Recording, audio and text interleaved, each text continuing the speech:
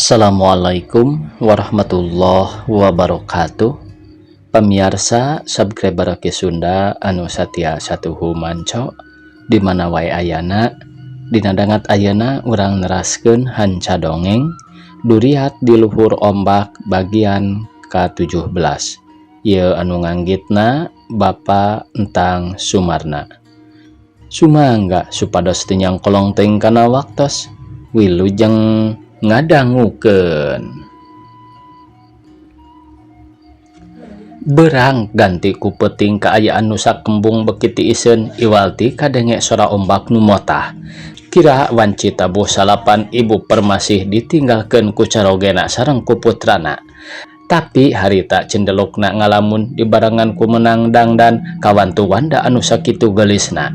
Sanajan geus boga anak umur 16 tahun pakulitana nama Sumedang umur 35 tahun teh gonjeleng keneh. Atuh da teu aya kasusah sagala kariam karirap puguh bae katempona demplon keneh. Moal geseh gelisna mah jeung Den Ratikah bubuhan ibuna. Asa tari iseun teuing ieu teh.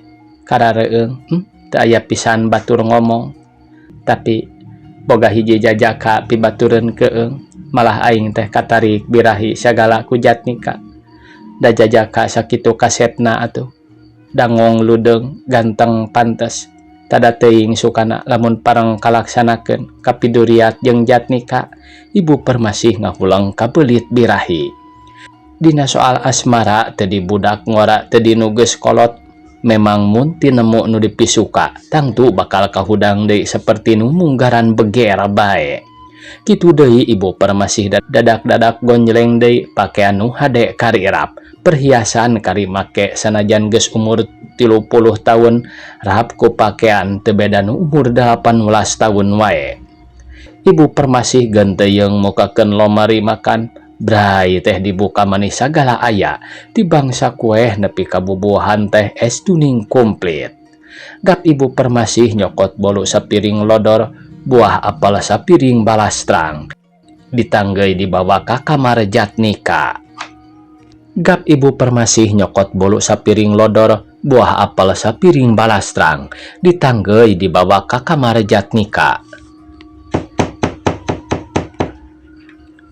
Saha manggawae lebet da teu dikonci. Harita Jatnika masih netep foto Den Ratikah bari ngabayangkeun Herni. Oh, Jatnika geuning can kulem sur ibu permasih nonghol bari imut. La ilaha illallah manawi teh sanes ibu. Geuning ibu ngarasakeun sumping ka dieu sareng naha geuning kiatan teu acan kulem. Rada oge Jatnika teh kageteun pada ibu permasih tengah peuting datang ka kamarna. Oge manehna saeutik ngerasa boga curiga. Teu acan sare, rek kumaha bisa sarena da hate teu daekeun di bawah sare. Yeuh, tambih lumayan itung-itung saur barang tuang dina tengah wengi. Ibu permasih ngadeketan bari ngasongkeun bolu jeung buah apel ka hareupeun Jatnika anu keur diuk dina luhur ranjang. Nah atuh ibu teh nganggo kikian sanes kanten ka abdi dugi ka ngintunan tuangeun abdi mah isin margi taratuman. Ah naha make nyebutkeun era sagala piraku taratuman ulah sok ngahinakeun maneh. Sumuhun bade teu isin kumaha darumaos hiji tawanan anu kalintang hinana. Tembal Jatnika bari netep kana beungeut ibu permasih hatena ngarasa kaget. Nah naon maksudna pangna datang bari jeung ngadeuketan. Hina teh ceuk saha Jatnika? Tanya ibu permasih bari tuluy netep serta imut ngagelenyu. Hina saur anak buah Tuan Jokor kalawan Padalung. Ari kangge masyarakat anu insaf kana kabeneran mah malah dianggap pejuang. Tembal Jatnika rada jero oge nyaritana. Jatnika teu aya hinana jiwa anjeun teh. Malah anjeun ku ibu dianggap hiji pahlawan anu gagah perkasa anu geus kuat dina kamar racun. Kitu deui ibu katarik ku kakuatan salira anjeun. Jatnika, ibu permasih panonna ngeletan atuh Jatnika ngarenjag. Boa-boa ieu pamajikan Tuan Jokor teh rek nyieun gara-gara kurang hade ceuk geureunteus hate Jatnika bari ngahulang. Kunaon ngahulang Jatnika, Ibu Permasih Noel tuluy ngadilak bari imut nada sanajan kasebut saluhureun da bubuhan ngaranna oge hawa pasti bakal mangaruhan kana hate. Tangtos abdi teh ngahulang, margesur ibu, abdi hiji pahlawan nu gagah perkasa, sedengkeun ibu tak acan nyaksian kana kapahlawanan abdi. Boa-boa abdi teh tojainya sareng buktosna, tembal Jatnika nyalenggorkeun jawabanana jeung eusi hatena.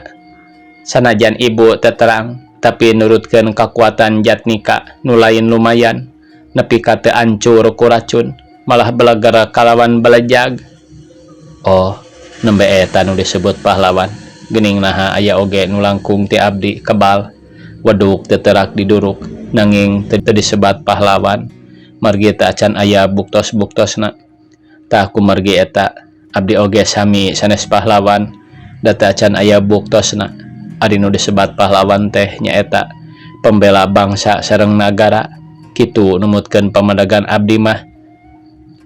Jatnika, pikeun ibu tetep ka anjeun nganggap pahlawan, sabab anjeun pangnepi ka ditawan ku perjurit-perjurit bajak, pasti aya asalna. Asal kumaha, Bu? Jatnika semu kaget. Asal menentang jalma jahat, ngayakeun perlawanan mati-matian, sabab moal ditawan namun anjeun teu ngayakeun perlawanan. Oh, kitu. Kaharto sareng karaos upami kitu mah. Nanging naon margina ibu nyaurkeun kitu. Sedengkeun kapan anu ku ibu disebat jalma-jalma jahat teh, kulawargi sareng anak buah caroge ibu pisan. Nah, ibu bade ngahaja nyilidik ka abdi. Lain kitu pikeun ibu mah, anjeun Jatnika poma entong ngarasa curiga, sebab ibu pribadi teu panuju boga salaki kasifat penjahat seperti Tuan Jokor. Kutina kituna ibu ngarasa bungah ku ayana anjeun, tangtu bakal bisa mulangkeun atawa ngubaran ka teu satujuan. Tembal Ibu Permasih bari neuteup ka Jatnika katara ambekanana dugdeg tanda neundeun hate birahi. Keheula Bu, naon hartosna ke teu satujuan ibu ka Tuan Jokor tiasa di Bandungan ku abdi, tanya Jatnika bari rada ngahulang panon neuteup ka Ibu Permasih. Ibu Permasih samemeh ngajawab teh ngagelenyeuh heula imut. Jatnika, naha anjeun teu ngarti kana esi-esi hate hiji wanita seperti ibu ayeuna? Kangge abdi teu pisan-pisan terang kana esi-esi hate anu sanes. Sok komo maksud nu sanes mah? Jawabna bari neuteup. Oh, memang pikeun Jatnika percaya yen moal nyaho sabab anjeun masih keneh jajaka, tapi sing kaharti yen ibu neundeun kacinta ka anjeun nu moal lipur ku dililipur, moal leeh ku dibabarah. Ibu Permasih terus terang teu aya basa kararagok. Gebeg Jatnika ngagabeg sarta bingung cek hatena. Ya Allah, dieu aing keur ngabayangkeun anu aya dina gambarna. Ayeuna datang ieu moal kitu foto pamajikan Tuan Jokor keur ngora nama. Ibu, dupi ieu foto saha? Jatnika kalahkan nanyakeun foto. Manandaek buru-buru ngajawab. Coba we cokot. Di tukangna aya tulisan ngaranna Ibu Permasih nitah nyokot fotona. Teu talangke ku Jatnika dicokot terus ditempot di tukangna, tetela aya tulisan Ratika. Geuning, Ratika. Saha Ratika teh? Manehna ngahulang. Jatnika, ta eta foto anak ibu nu ayeuna keur teu puguh alamatna sabab kabur. Ibu Permasih juga nu nyaho kana pertanyaan Jatnika. Putra ibu, nah ibu kagungan putra nu parantos remaja putri. Geus wae Jatnika, soal anak ibu tong panjang-panjang ditanyakeun, sabab daya buktina di dieu. Kangge abdi oge teu bade tumaros panjang lebar, namung bade tumaros nah nganggo kabur. Teu perlu Jatnika soal sabab musababna ditanyakeun. Oh, teu sawios. Tembal Jatnika bari tungkul. Manehna teh geus ngarti kana maksud-maksud Ibu Permasih yen aya hate kadua leutik ka manehna. Tah ayeuna pang ibu datang dina waktu tengah peuting ieu. Tayalian ibu rek aya nu dipenta ka anjeun. Tembal ibu Permasih bari leuwih ngadeketan ka Jatnika, atuh Jatnika beuki kacidat teg-teganana. Atuh ku kitu teh mah najan kasebut saluhureun da puguh ibu Permasih kacida mawa birahina ku makena pakaian hade, ku makena perhiasan di mana teu arek bisa narikna. Dupi anu bade dipundut ku ibu teh perkawis naon? Tanya Jatnika bari neuteup. Eta mah teu kudu ditanyakeun deui Jatnika, moal samata-mata hiji wanita mika cinta ka hiji pria, lamun teu miharep panglayanan anu saestu tur saimbang, coba pangnalaahkeun ku Jatnika.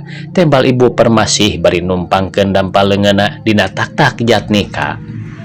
Duh ibu, mugi sing awas paos, sing emut ka caroge. Kapan ibu teh kagungan caroge?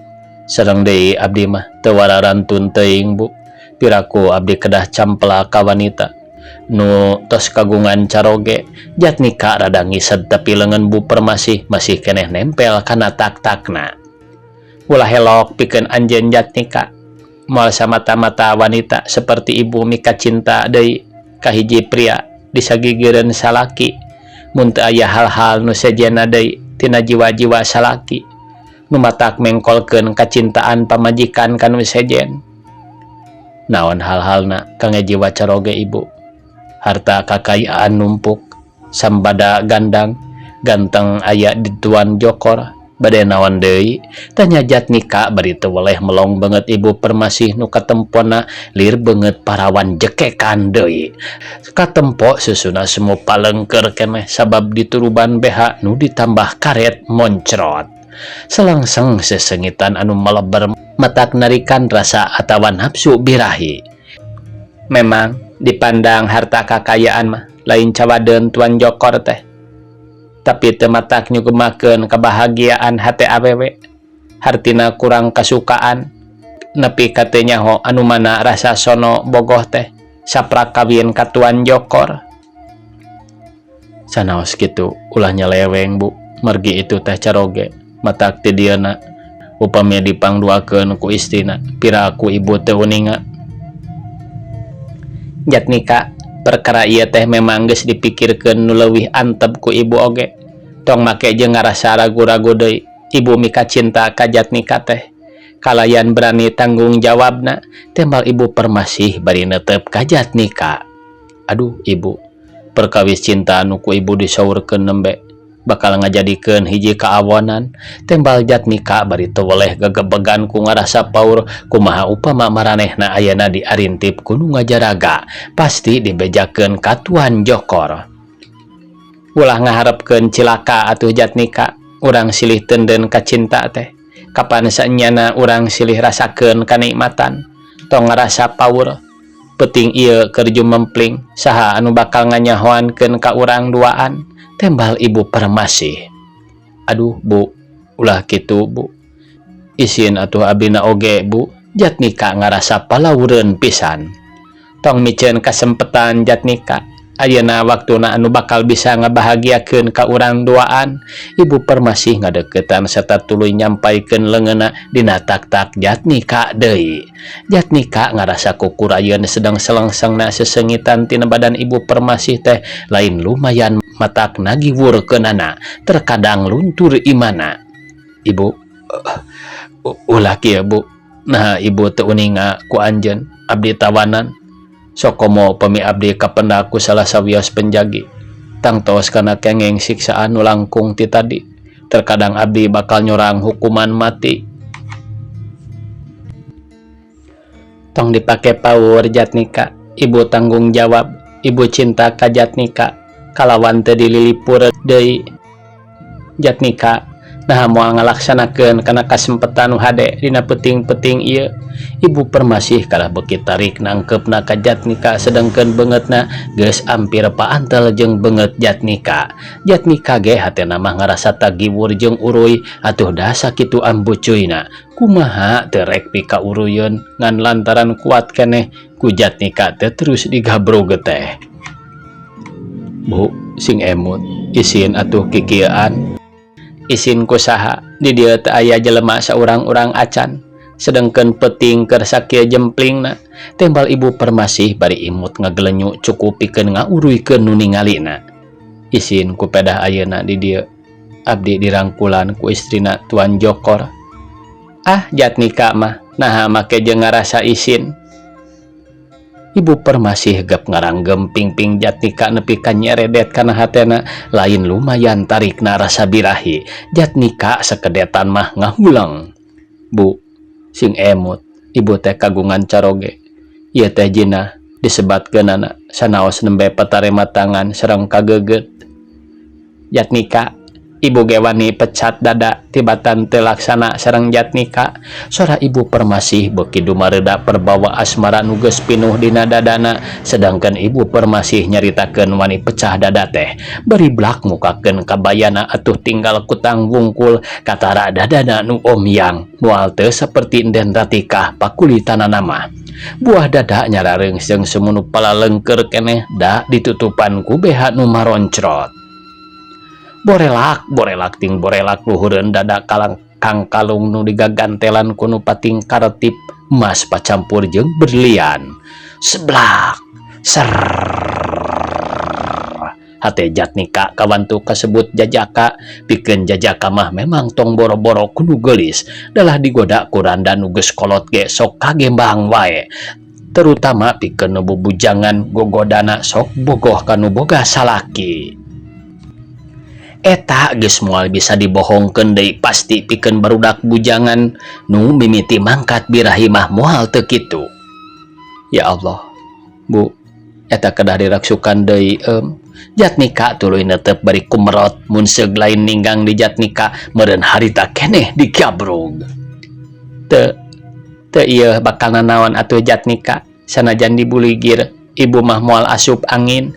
Kituna teh Bu permasih bari nyarelekeun tungtung sampingna nepi ka kulit paha nu pating buri nyai teh katara ngagelempongna atuh pikeun Jatnika kacida matak hareugeunana sedang ditempo kana beungeutna Bu permasih.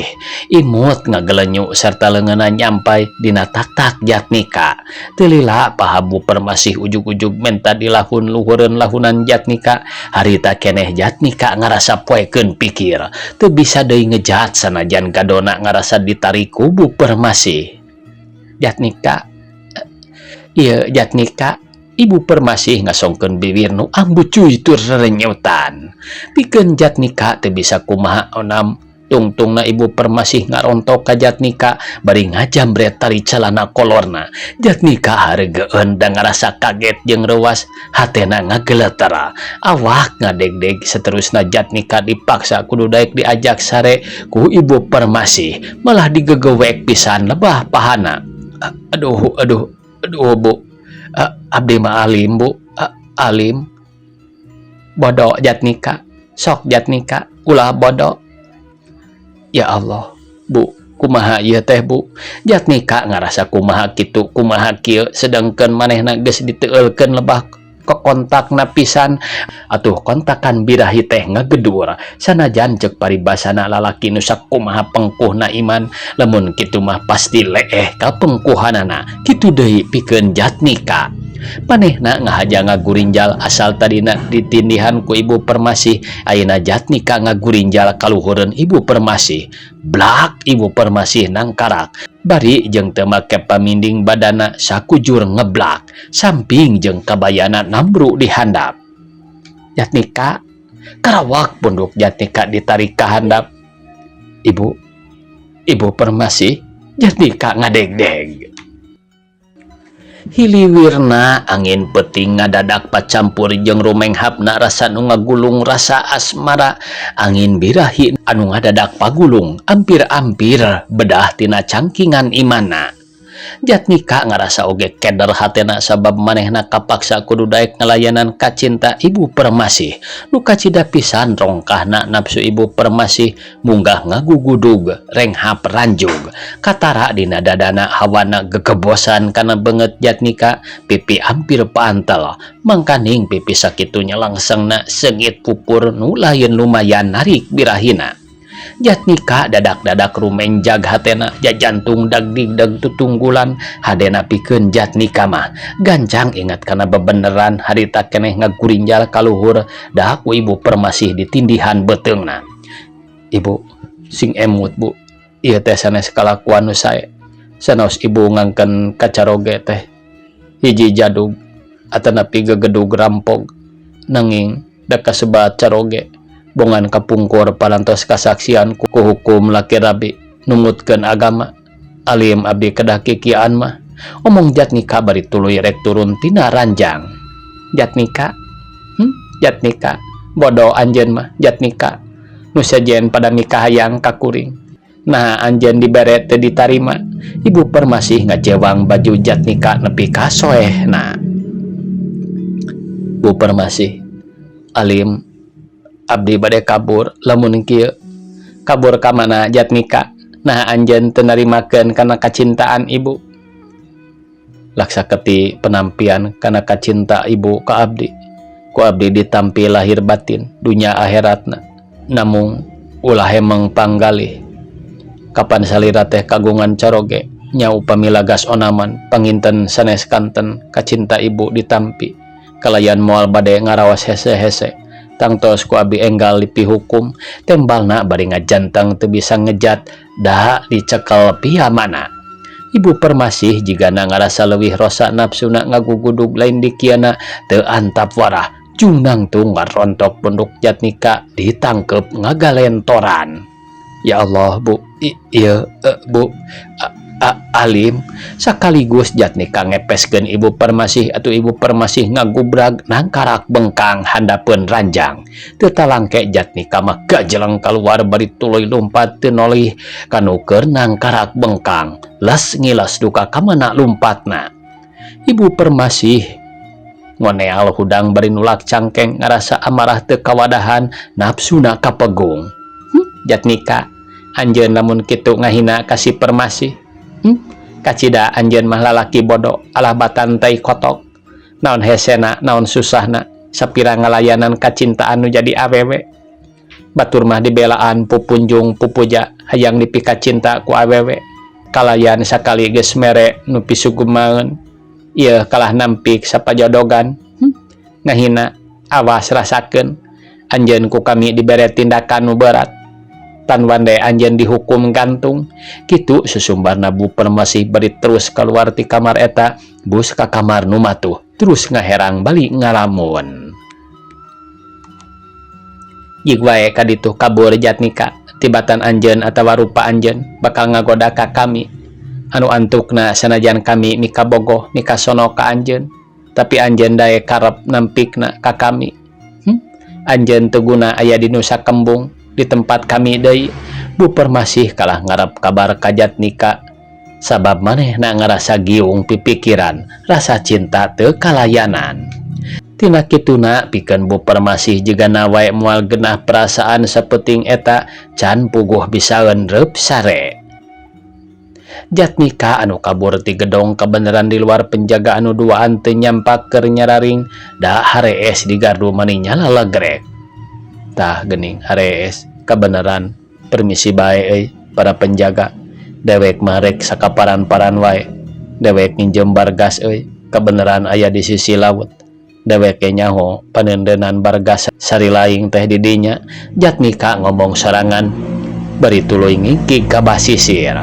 Lumpatna Jatnika munggah tiba baranting kawan jeung poek sagala rupa datang ka sisi basisir kabeneran aya bargas dua jeung parahu layar. Kabeneran ya milih mana ya lamun parahu layar tangtu moal bisa cepet tapi lamun kana bargas kadengeun deui ngadududna nya saat kabur lah keun wae da gede angin ieu aing rek mawa parahu layar wae. Tiba heula oge karasep kana ngawalah parahu layar mah ceuk gerentes hatena teu ngangkekeun deui leong diwelah ka tengah laut dibantu ku angin darat. Waktosna kabujang sae pamiarsa sakitu anu tiasa kapihatur. Wassalamualaikum warahmatullahi wabarakatuh.